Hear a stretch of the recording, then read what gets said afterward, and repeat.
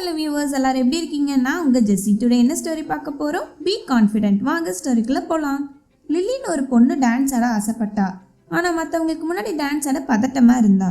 ஒரு நாள் க்ளோஸான friend maths வந்து லில்லிக்கு என்கரேஜ் பண்ணான். ஒரு சின்ன பறவையை பற்றி கதை சொன்னான்.